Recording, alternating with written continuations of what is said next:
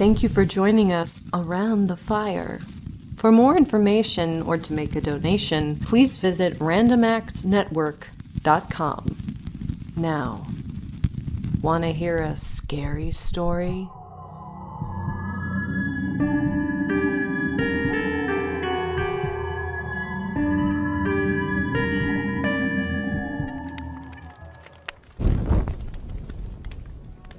When I left the Royal Huts Inn to visit the Devil's Punch Bowl and Gibbet Hill, I passed along a wide straight road, the new high road between London and Portsmouth, and shortly came to the edge of the Punch Bowl and easted my eyes on its beauty.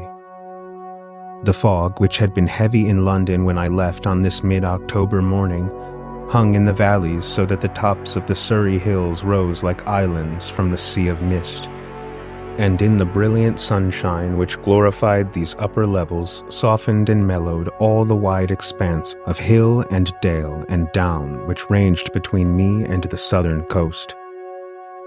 The hill gave steeply on all sides save the northwest, where the circular valley opened to the plain below. All the summer tints were chastened and mellowed. All the full colors which the sunshine had glorified now faded into the sere of autumn. The pink and purple of the heather were changed to rich amber and faded yellow, and the grasses and wildflowers had donned their winter garb, the hues of decay. Through all these rich autumn tints, the bramble, untouched as yet by the frost, sent an emerald flash.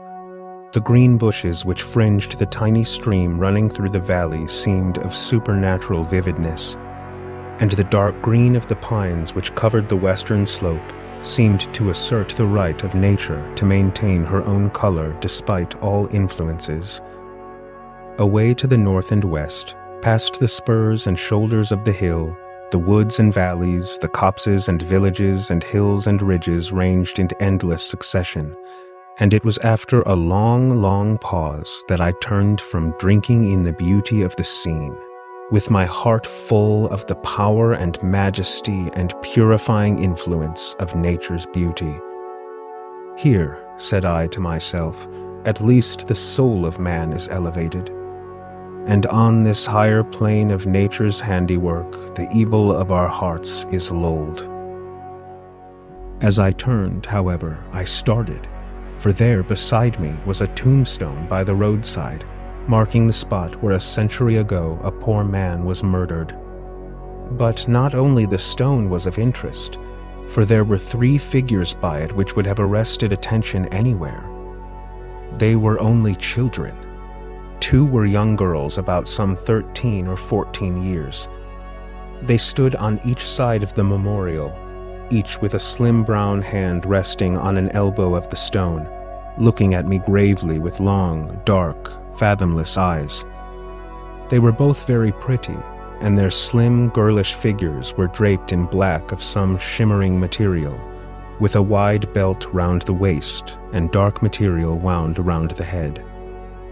The third of the group was a little boy of some 10 years old, with hair of spun gold, eyes like blue porcelain, and a winning smile on his rosy face.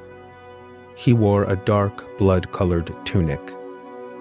For a few seconds I stood looking at this group, they regarding me without the slightest movement.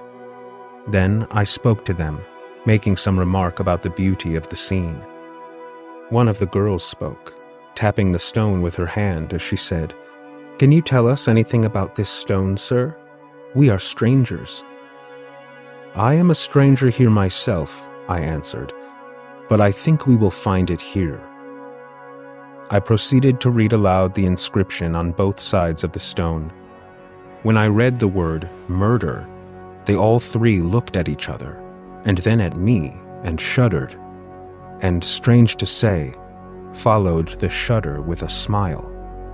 I thought they might be frightened, and I hastened to add, "But you need not let that disturb you. It all happened 100 years ago, when the country was very different from what it is now." "I hope not," one of the girls said in a low voice. The little boy looked up at me with a laugh and said, "I suppose if there were a murder now, someone would be stuck up on Gibbet Hill." "You know all about it, I see," said I. "I'm going to the hilltop to see the memorial cross. Will you come?" "With pleasure," he said, lifting his cap in acknowledgement of my invitation. The girls bowed as well, and we all moved up the hill together. As we went, I noticed that the boy had one of his hands tightly clenched. "What have you got there?" I asked of him. He opened his hand and showed me a crumpled mass of earthworms, wiggling in their sudden freedom. "I love worms," he said. "Poor worms," said I. "Why not let them go? They would much rather be on the ground." "I shan't," was his only reply, as he shoved them back into the folds of his tunic. There were a lot of people at the cross when we reached the top of Gibbet Hill, beside abundant evidence of recent visitors in the shape of eggshells and newspapers, for the cross was a favorite picnicking spot.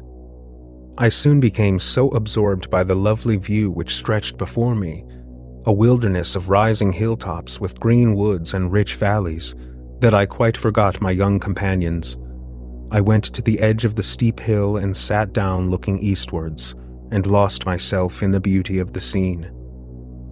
Presently, I remembered my young companions and looked around for them, but they had quite disappeared. There was not a sight of them anywhere around.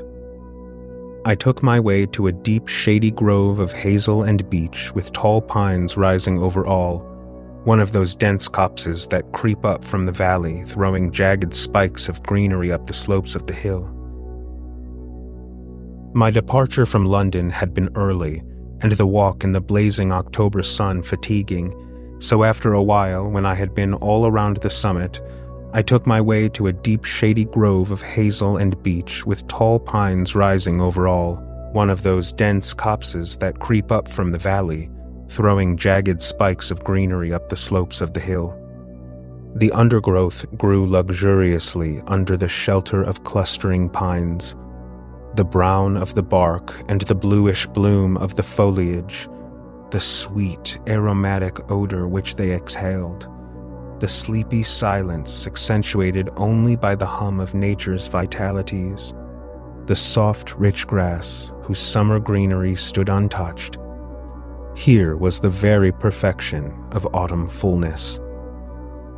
With a blissful feeling of content, I stretched myself on the grass, and soon lost my thoughts and my consciousness in the interlacing branches above me. How long I slept, I know not, but it must have been a good while. There was, however, no press of coming work, which in such cases destroys the charm of awaking.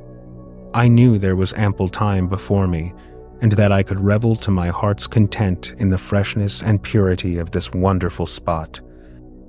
And so I lay on my back, with my hands under my head, looking up into the branches and watching the gleams of light struggle through the tracery of leaves. There was in the air the same faint hum of varied sounds which had at first lulled me to sleep. But somehow the volume was richer than before, more full and satisfying to the ear, and with a special significance, as if all nature was speaking, but that there was one voice more potent than the rest. It was not as if it grew in loudness, but merely as if the vibrations accumulated, coming in waves more quickly than they could die away, and gradually I heard only this one sound. In general effect, it was like a sort of musical muffled bird call, a corncrake in a whisper, but with some subtle prevailing sweetness of almost irresistible attraction. I raised my head from the bracken where I lay and looked where the sound proceeded. There, to my surprise, were the children whom I had seen. The two girls were seated, and between them the little boy stood up. One of the girls held a set of pipes slightly thicker than wheaten straws. Across this, she drew something attached to the fingers of her right hand, which made the base of the strange sound. The other girl held a shell with strings across it, and the boy had a sort of reed flute which gave forth a long, sweet note which blended in the mass of music. By and by the girls stood up. They all turned slightly, and I could see that they were evidently turning slowly in a complete circle. As they began to face my direction, I sank down so that they might not see me, and a very short time elapsed before my attention was diverted. Hearing a stir among the dead leaves beside me, I looked around and almost jumped to my feet, for there, close by and approaching closer, was a large snake. It came straight towards me and actually passed over my feet. I did not stir, and it went on, heeding me no more than if I had been a log of wood, and wiggled away towards the group in the sunlit glade. It was evidently attracted by the music, and the snake approached closer and closer, till at the feet of the fair-haired child it stopped, and, curling itself into a spiral, raised its head and began to hiss. The boy looked down, and the girls turned their eyes toward him, but the music did not stop for a moment. It grew quicker. Then the snake twined itself around the child's ankle, and began to climb its way up his body, round and round his leg and thigh, and up, till at last it crawled along the arm that held the flute. Then, suddenly, the music stopped, and the boy stretched out his arm with the snake around it, with his hand open, palm upwards. The snake remained perfectly still, as if transformed into stone.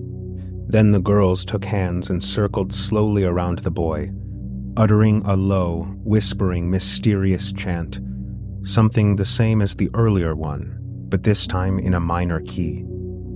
The boy remained perfectly still, with his arm extended and his blue eyes fixed on the snake. Then the latter raised its head slightly and seemed to follow the movements of the circling girls. They continued, round and round, the snake's movements more and more pronounced with each revolution, till it was boldly turning around the boy's arm. Gradually, the motion of the girls and the low crooning music died away altogether, and the snake hung as limp as a string across the boy's hand. The girls let go of each other's hands, and one of them, who had stopped just in front of the boy, took the snake by its head and tail and seemed to gently pull it out straight, and lay it across the boy's hand as stiff as a piece of wood. Then began some questioning between them in a language which I did not understand. Both voices were sweet, but one of them I seemed instinctively to fear, although it was the sweeter and softer of the two.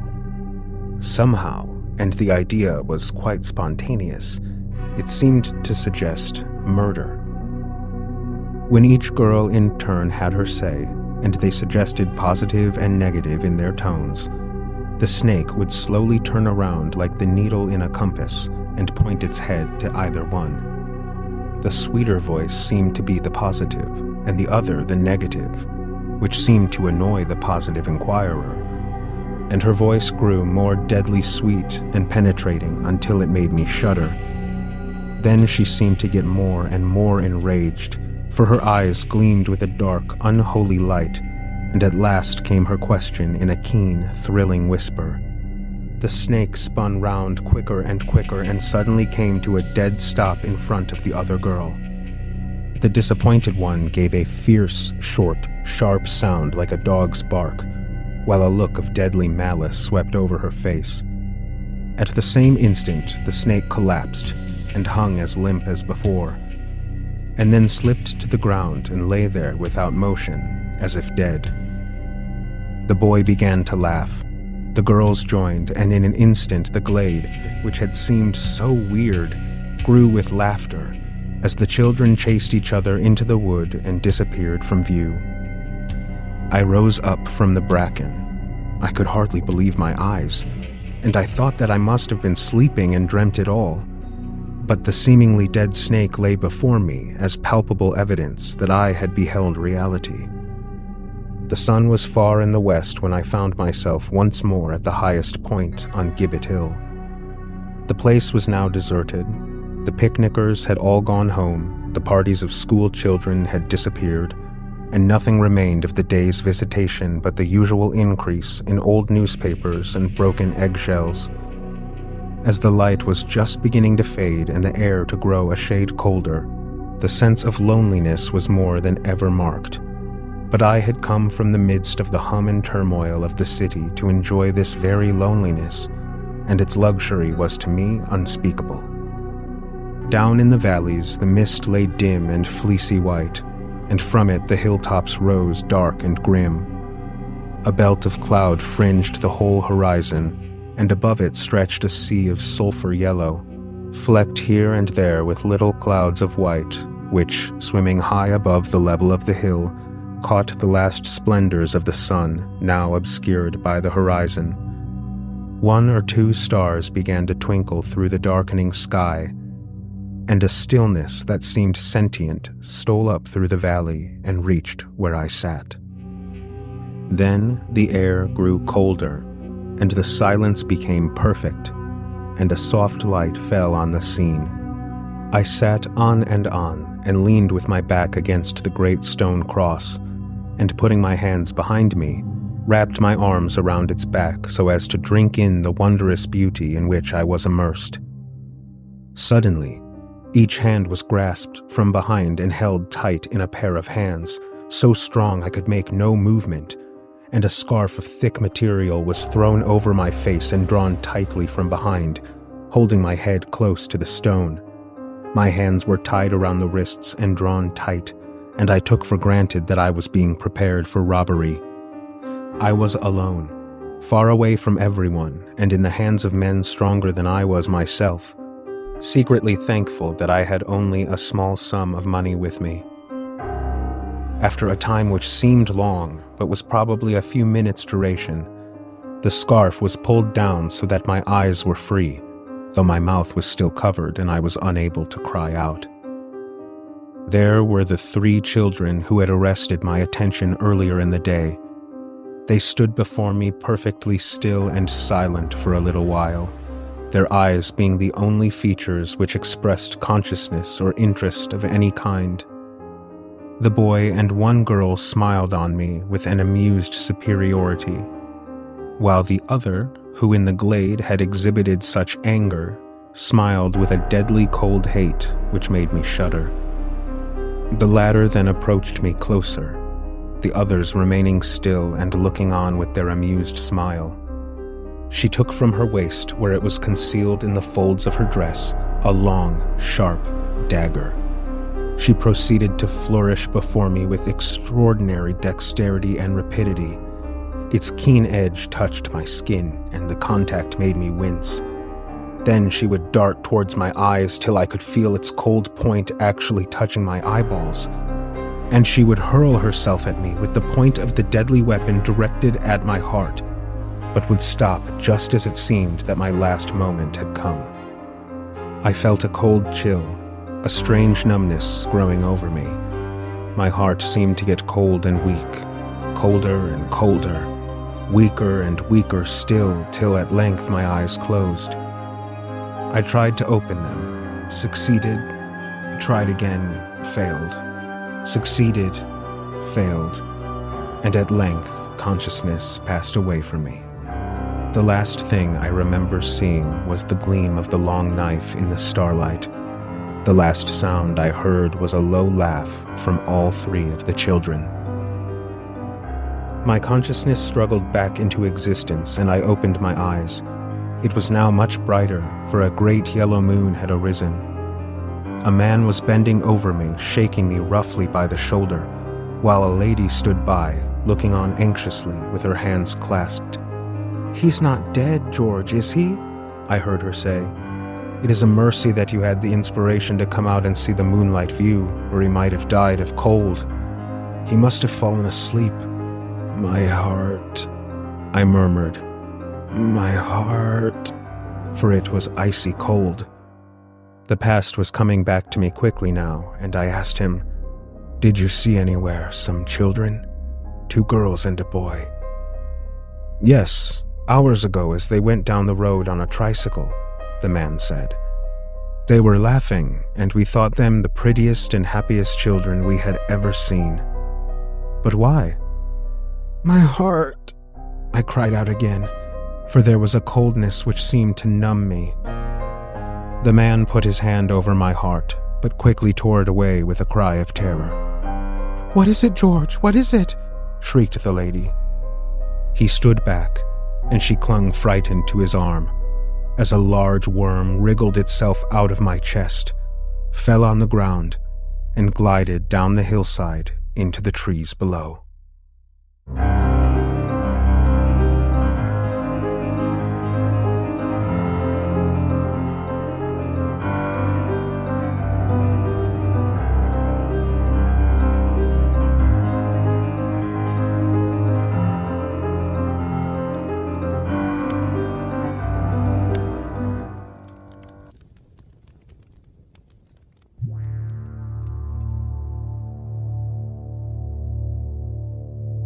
The laughter of her friends echoed in the chilly night air as Sally hugged them one by one, feeling the warmth of their bodies against her own. Their evening had been filled with delectable food and drinks that slid down her throat like liquid gold. Her tummy was full, she was a little tipsy, and suddenly exhausted. "Are you sure you don't want us to call you a cab?" Tina asked with furrowed brows, her breath visible as she spoke from the porch. "No, I'll be fine," Sally reassured her, a confident smile plastered to her face. "It's not even 20 minutes on the subway, and they've got security walking around." In reality, Sally didn't feel as confident as she sounded, but she didn't want to trouble her friends any further, nor could she afford the expense of a cab. "All right, if you say so," Tina replied hesitantly, still not entirely convinced. "Just call me when you get home, okay? I'm staying up until I hear from you." "Will do," Sally promised, offering a final wave before turning towards the direction of the train station. The shadows cast by the towering buildings loomed over her as she navigated the maze of empty streets. Sally would never get used to the way one could find themselves in another world entirely, just a stop or two away from home. She quickened her pace as the icy wind howled through the concrete canyons, the only sound at all aside from her heels taking turns against the pavement.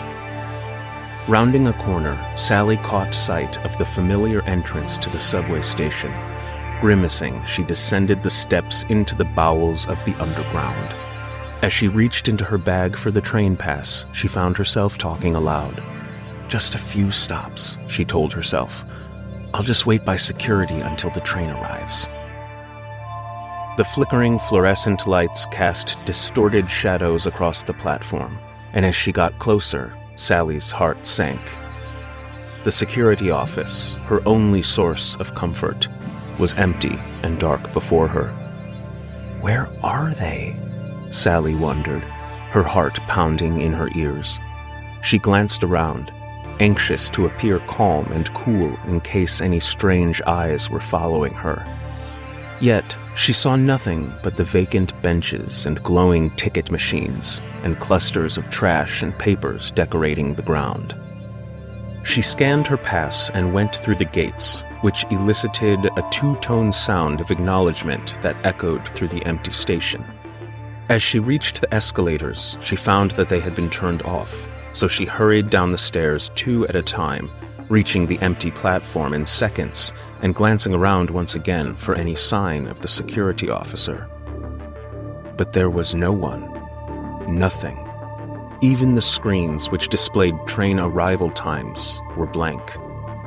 Maybe Tina was right, Sally admitted silently, regretting her quick dismissal when her friend expressed concern.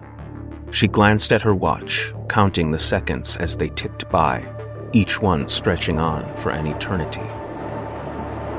A sudden gust of wind swept through the station, creating a blizzard of loose debris and nearly snatching Sally's spirit from her body entirely.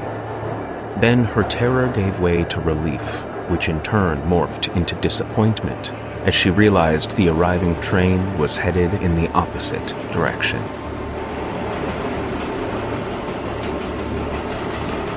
Sally hugged herself, trying in vain to shake off the chill that seemed to emanate from within. As she waited, her eyes darted around nervously, searching for the approaching train as the other continued on its way, with no sign of anyone in its green windows at all. She hadn't even noticed an operator in the front car. In the distance, she caught a glimpse of movement, and after allowing her eyes to focus on the faraway shadows, she spotted a figure at the other end of the platform. The dark, hulking shape swayed side to side as it moved forward slowly, and for a moment, Sally considered that the shadows themselves had come to life before her. The figure grew nearer and nearer, slowly shuffling and swaying along, and still with no discernible features. Sally's breath caught in her throat as she considered heading back upstairs for security, but she didn't want a chance missing the train. She clenched her fists tightly as beads of sweat formed on her brow. With a quick glance, she confirmed that the shadow was getting closer and closer. Then, a distant rumble tickled Sally's ears, and she eagerly looked into the tunnel at the headlights speeding toward her like a shooting star. Looking back, she saw the mysterious figure was only a few hundred feet away and was coming directly for her. "Come on, come on, come on," she said, watching the gleaming silver cars grow closer and closer. Suddenly, the dark figure was directly beside her, and she screamed, hurling herself into the nearest train car just as the doors slid open with a deafening hiss. "You got $1?" A raspy voice asked from behind her. Startled, Sally whirled back around to find herself face to face with a disheveled woman, buried inside of a massive, tattered coat, with its large hood pulled over her matted hair in protection. "Sorry, dear. Didn't mean to scare you." With shaking hands, she fumbled through her bag for a few singles. Yeah, she stammered, trying to force a polite laugh that presented more as a choking grunt. "Don't worry about it. I'm just a little jumpy, I guess." "Thank you, dear." The woman took Sally's offering gratefully and shared a sweet smile in return. "You get home safe now." With another hiss, the door between them closed, and the train jolted back into movement. Sally sighed in relief as the exterior became a blur of flickering lights and reflections and shadows, and settled into a seat nearby. Like the station, the car was empty, as were the ones in front of and behind her from what she could see. She may have been the only passenger on the entire train. Just 4 stops, she thought, counting down in her head as the train rattled along the tracks. I'll be in bed before I know it. The screech of the train pulling into the next station split the air, drowning out the rhythm of its wheels on the tracks. The doors slid open to admit a trio of young men in messy suits, their laughter and slurred speech announcing their arrival before they even staggered into view. They lurched through the doors, arms wrapped around each other for support, practically carrying the man in the middle, who could barely stand. "Look at this guy," one of them hooted, his words thick with drunken mirth. He seemed to be missing his necktie. "Can't handle his liquor." "Easy, man," said the other one doing the lifting. Though he still wore a tie, this fellow had accessorized his dress shirt with a few dark stains, and the pant of his right leg was tucked into his sock. The man in the middle sat limp as his eyes rolled wildly in their sockets, then locked onto Sally with a sudden intensity that made her blood run cold. Panic clawed at her, but she refused to let it take hold. Instead, she pulled a novel from her bag, burying her face between its pages in an effort to escape his gaze. "Don't let us bother you, miss," No Necktie said with a sheepish grin. "He's just had a bit too much." Sally tried to focus on the words in front of her, but found herself unable to make sense of the jumble of letters, her eyes scanning over the same line over and over, comprehending nothing. "Shouldn't have let him drink so much," the other muttered, shaking his head. "But I guess that's how we learn, right?" Sally risked a glance up from her book, relieved to find the man in the middle had nestled his head onto the shoulder of the man beside him. He had passed out, and though she was still thoroughly uncomfortable, Sally couldn't help but find it humorous to see a trio of grown men practically cuddling together in public. The subway train came to a stop at the next station, and the man in the stained shirt gently lifted his friend's flaccid head towards the other. "Sorry, buddy, this is me. You good to take care of him?" "Of course," No Necktie responded, grinning again with a flashing glance in Sally's direction. "See you later." As the car jolted into movement once again, the book slipped from Sally's grasp, landing on the floor directly in front of the pair. She quickly stood and plucked it up from the floor, wiping away the mysterious fuzz that now stuck to its cover. "Sorry, excuse me," she mumbled, shifting back to her spot. Though she was tempted to find another seat further away, she didn't want to draw any extra attention from the men.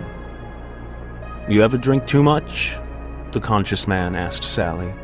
She had no desire to respond, but couldn't risk escalation. "Don't underestimate the anger of a man ignored," Tina often reminded her. "No, not really," she said meekly. "I don't mean to be rude, but I'm really close to finishing my book." The man's smile widened. "Come on, that ain't true. Pretty girl on the train this time of night had to be getting into some trouble." Sally held her breath, staring at the page before her as she tried to recall which stop they were at without looking up. She couldn't wait to bail for the safety of her apartment. Whatever," the man said. "He'll be just fine, just needs to sleep it off." Yeah, Sally stammered, forcing a tight-lipped smile. "I get it."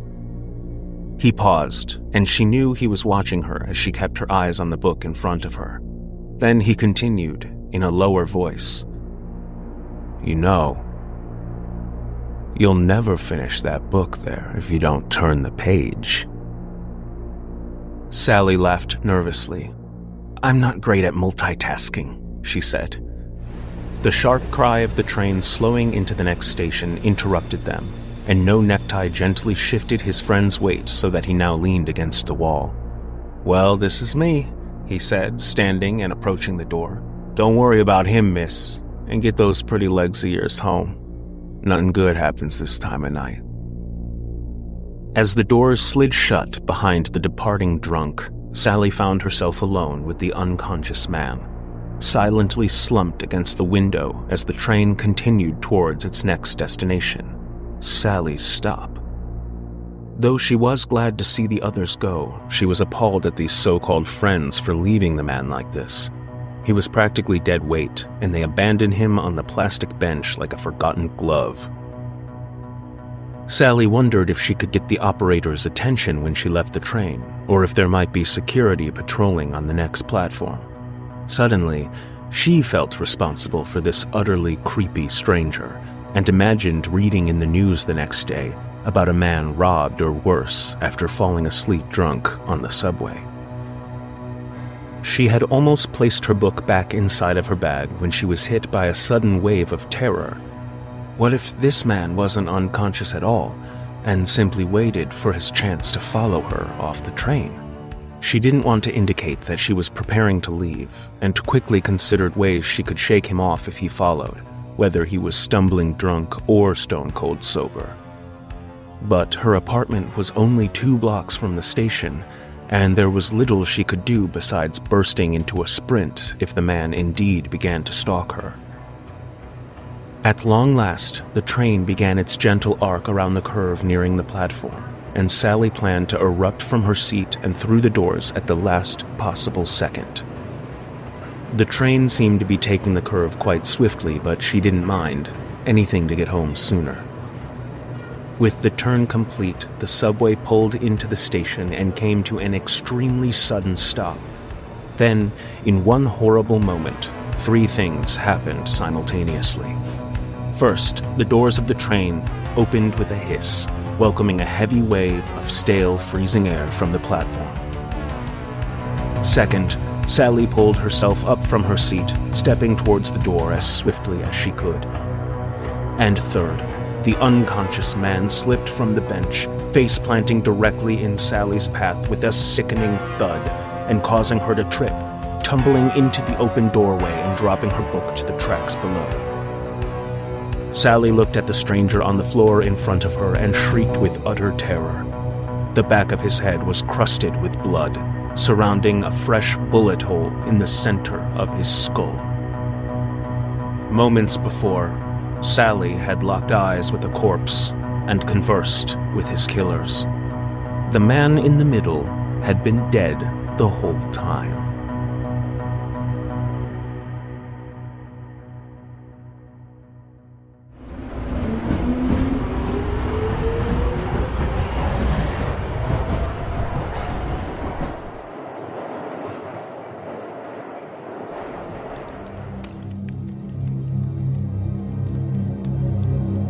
On her way home from the market, an old woman took a shortcut through the cemetery. She was so hungry, and the money she'd saved had barely filled her basket. As always, she wondered how she'd make it to the next week, though she always found a way. As she passed under a massive weeping willow, she noticed that several gravestones were missing, and some plots had even been dug up. For what reason, she had no idea. Looking around, she seemed to be alone in the graveyard. With her mind wandering, she failed to keep her eyes on the path before her, and she tripped over something, falling to the ground. Sore, she looked back to see a large stick, or rather, some kind of bone. She picked it up, eyeing it carefully, and looking around once again, seeing no one. Without another thought, she added the bone to her basket and continued on her way. She thought of the vegetables she carried, corn and onions, green beans and carrots. Her stomach grumbled, thinking of the delicious soup she'd have for dinner. Soup was so perfect this time of year, not to mention the many health benefits of bone broth. She started the pot of water immediately upon getting home, adding her fresh vegetables along with barley, potatoes, and seasonings. The bone boiled in the bottom of the pot, and the delicious stew simmered gently, saturating her entire home. A familiar meow made its way to her ears, and the woman opened her door to see the stray cat who often visited. Excited for the company, she invited her small friend in, providing a bowl of fresh water and a few bites of chopped carrots. When the soup was done, she sat with her bowl and savored every bite. It was delicious, and the large pot would surely last for days. The cat's starving eyes watched her as she finished, and she knew she had to share. The woman plucked the bone from the pot, still simmering, and fed one end into her meat grinder. The long boil made it a bit easier to grind the first few inches into a sand-like texture that piled onto a small plate she'd prepared. Growing up, her mother had taught her to use every last bit of any resource. This always included the animal bones, an excellent source of calcium and protein with barely any flavor of its own. Mixing the grindings with a mashed potato, she placed the rest of the bone back in the pot and set the plate in front of the cat, licking her spoon. They were both so spoiled, she thought. Hours later, she awoke in the dead of night as a terrified howl filled her ears. Illuminating her lantern, she squinted into the room, but the cat was nowhere to be found. She called for him, but he didn't come. The soft bubbling of the simmering soup was the only noise in the night around her, until she heard the voice. Give me back my bone. The woman turned to see the small window above her stove was now open, letting in the chilly night breeze. First the howling, and now... She was so tired, and the wind often groaned through the house, but this sounded so clear. Closing the window, she planned to look for the cat in the morning. She climbed back into bed, pulling the blanket over her and settling in. But then, she heard it again. Give me back my bone. The woman was still in the bed, eyes wide open. She just needed to wait until the sun was up, she told herself. She'd had too much to eat and was having a nightmare. She insisted to herself that there was no voice at all. But only a while later, the voice returned. I want my bone back. It came from right outside her door. She stole from the bed, plunging her hands into the scalding soup to retrieve the bone. She rushed to the window, opening it quickly, and tossed the bone into the darkness. "Take it!" she screamed. It was silent. Trembling, the woman shut the window once again with her charred hands and stepped back into her home. Had it worked? Was it gone? She could only hear herself breathe. I want my bone! The door burst open, and the woman screamed with mortal terror. "I gave you your bone! I gave it back! I'm sorry. I didn't know. I gave it back. What more do you want from me?" She sank into her bed as the being stepped through the doorway into her home. I want the rest of it.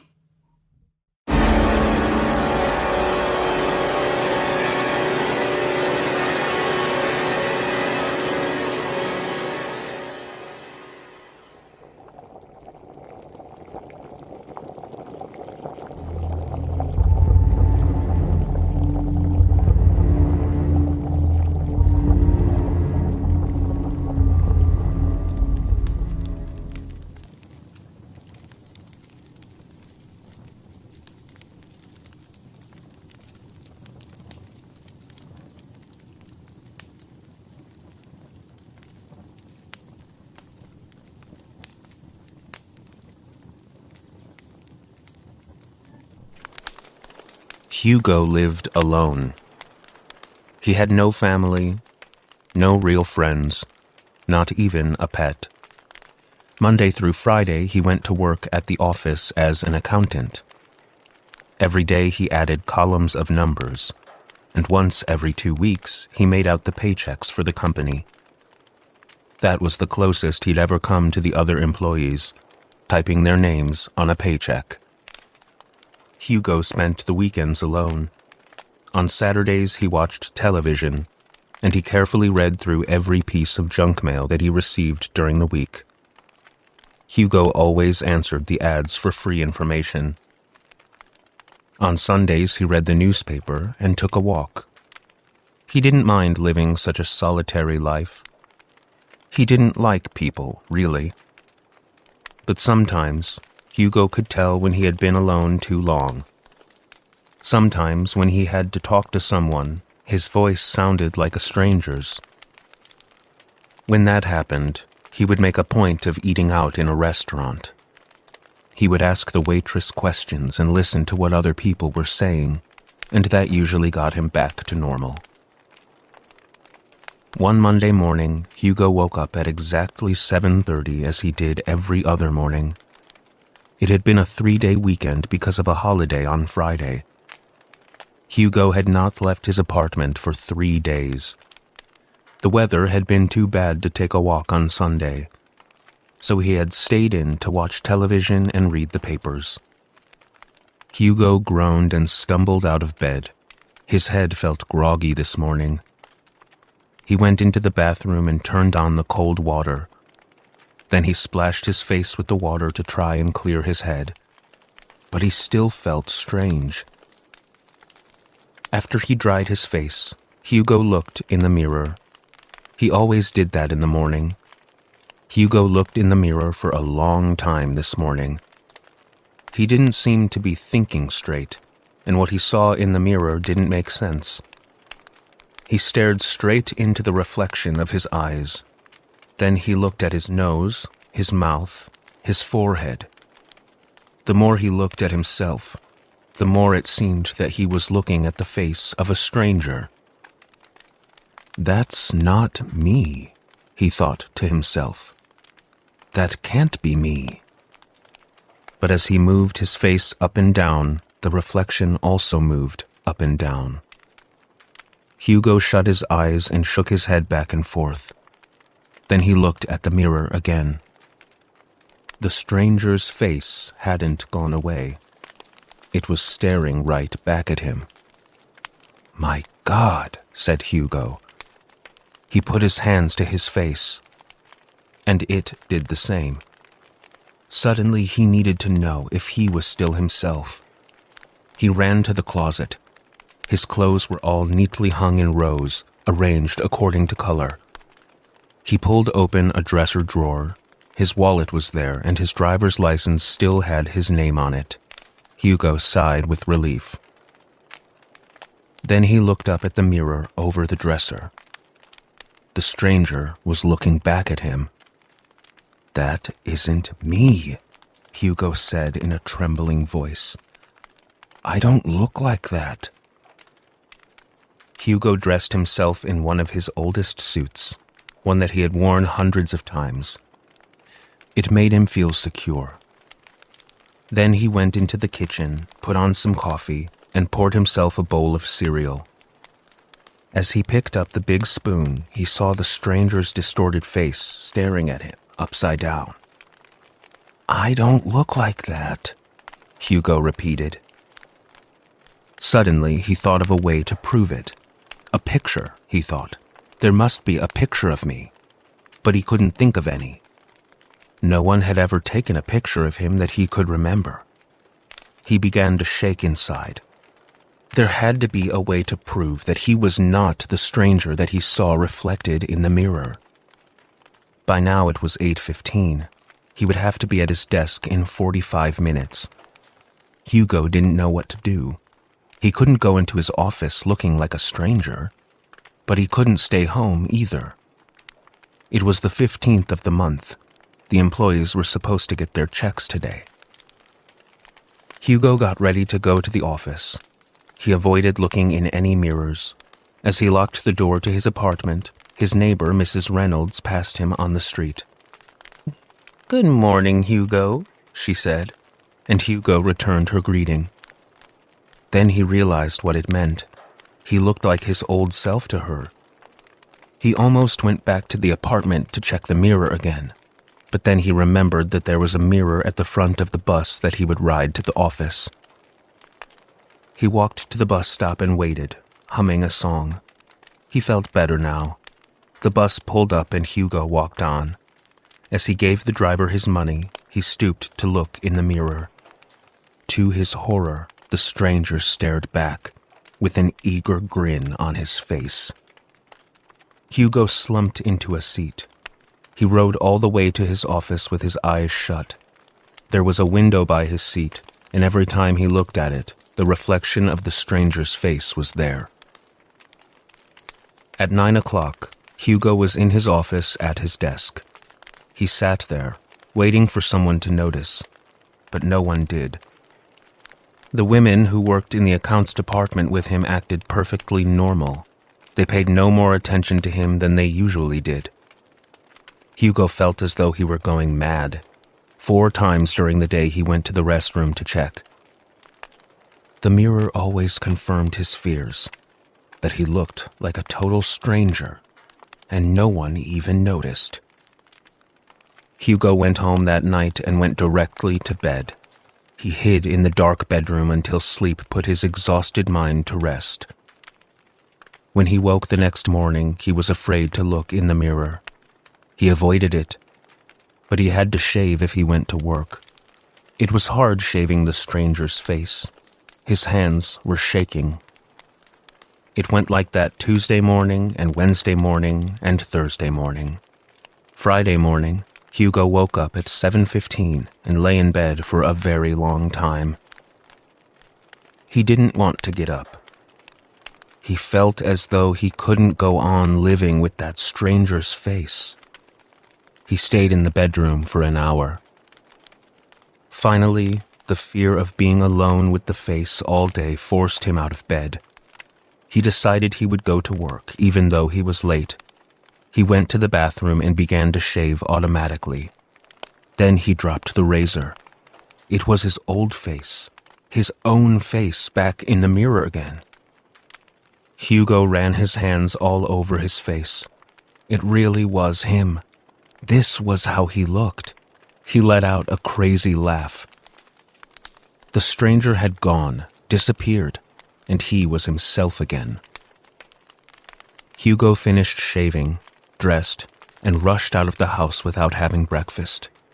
He was eager to get to work now, eager to have people see him. As he was locking the front door, Mrs. Reynolds passed by on the street. She looked at him suspiciously and didn't say good morning, but Hugo was too happy to notice that she was acting strangely. He sprang up the steps into the bus and handed the driver his money. Stooping down, he saw his own face smiling back at him in the driver's mirror. On the ride to the office, he would turn to the window every few minutes. He wanted constant reassurance that his face would be there in the reflection, and it always was. At 9:30, Hugo pushed open the door to the accounts department.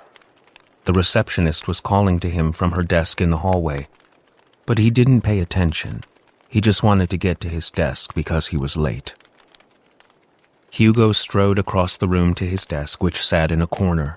He put his briefcase on the desk and sat down in his chair. He noticed the constant sound of typing in the room had stopped. Now there was no sound at all, as a matter of fact. Hugo smiled as he saw Miss Rose, the head clerk, walking toward his desk.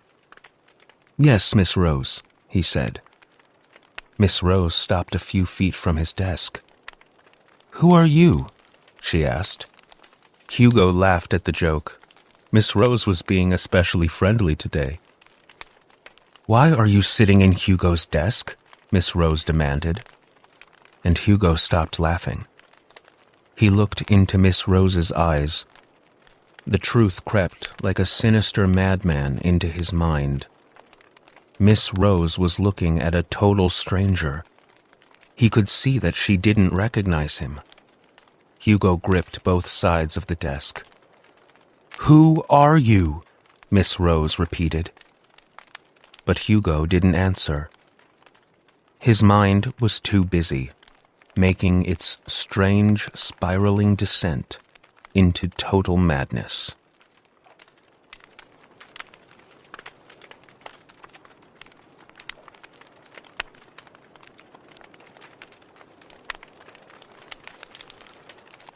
Many people have a phobia, an unnatural fear they can't control. But Ellen's phobia bordered on the fringe of madness. She would go into hysteria even at the sight of a small field mouse. Perhaps she had a right to be afraid, after what happened that night. It was late when Ellen left the small restaurant where she had eaten dinner alone. The restaurant stood on one side of the large city park, and because it was a warm summer night, Ellen decided to walk through the park to her apartment on the other side. She started down a path overhung by leafy trees. It was surprisingly dark on the path, dark enough to make Ellen feel uneasy. She quickened her pace, thinking she should get to the other side of the park as soon as possible. She had heard stories about things, unpleasant things, that happened to people in the park at night. Then, coming out of the shaded path into an open area, she saw the sky was still light. She decided to walk a little slower, but she couldn't completely forget her uneasiness, or the stories. She walked on through the park toward the lake in the middle. Soon another path loomed ahead, shaded by thick trees. Ellen looked in the distance down the path. No one seemed to be on it. She looked behind her, wondering if she should turn back around. But by now she had walked into the center of the park. There was no point in turning back.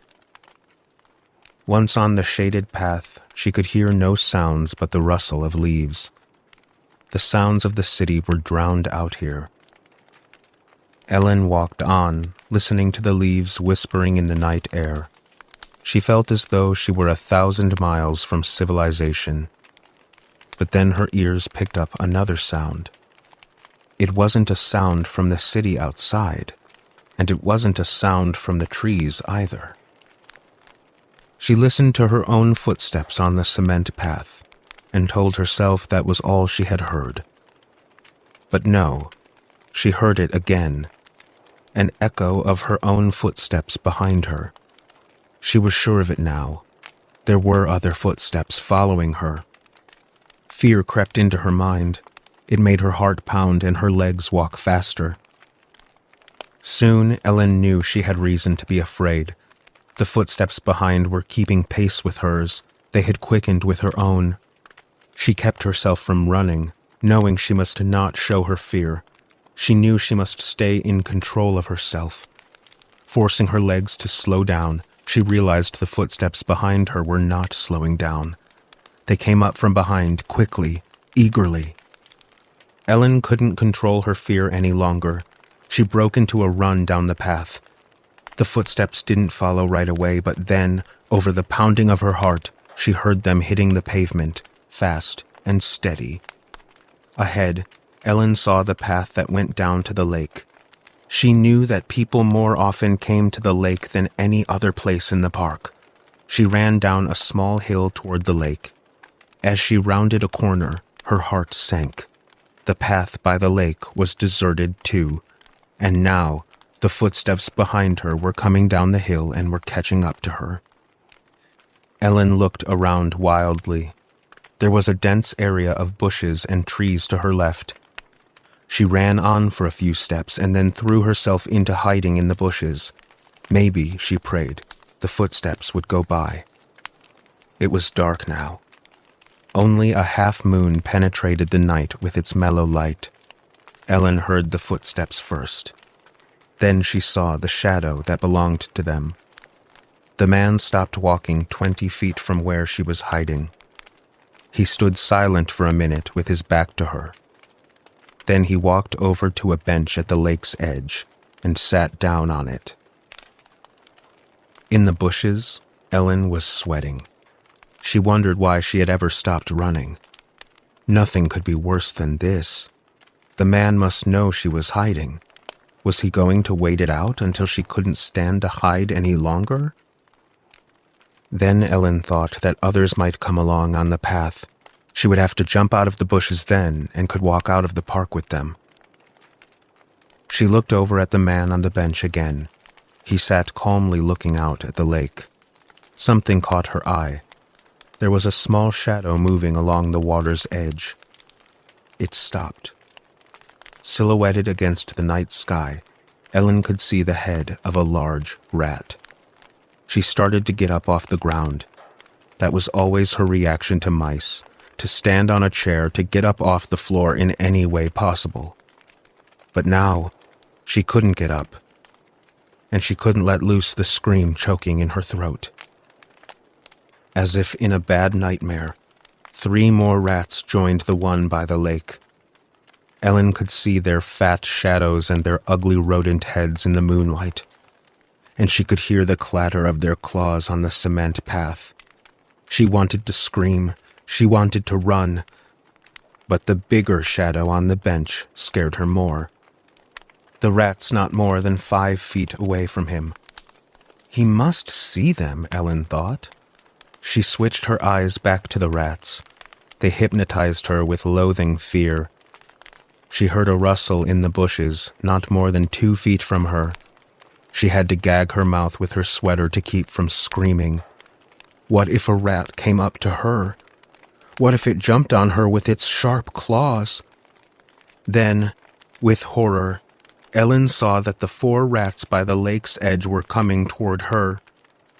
Their sharp rodent noses were pointing at her. Their long tails were switching back and forth. Ellen screamed. She saw the shadow on the bench stand up. It started to come at her toward the bushes. She struggled to her feet. As she took a step backwards, her foot fell into a deep hole. It was a rat's nest. Dozens of baby rats squealed in panic and crawled out of the hole around her foot. They were everywhere, scuttling away in desperation. Ellen jerked her foot out of the hole. As she stepped back again, her foot landed on the soft body of a baby rat. It squealed in agony, and Ellen screamed and screamed again. Then Ellen saw the shadow of the man moving closer and closer to her. She struggled to get out of the bushes, although her knees were weak with fear. Finally, she pushed her way through the thick branches and stepped onto the path going back up to the hill. The man had seen her. He came nearer. There in the pale moonlight, Ellen saw his face. Her body was filled with revulsion. It was the face of a huge rat, its whiskers twitching. Ellen ran. Terror, mindless terror, carried her down the path out of the park. She did not hear footsteps following behind her. All she heard was the high, unnatural squealing of rats. Ellen ran on and on until she finally escaped from the park.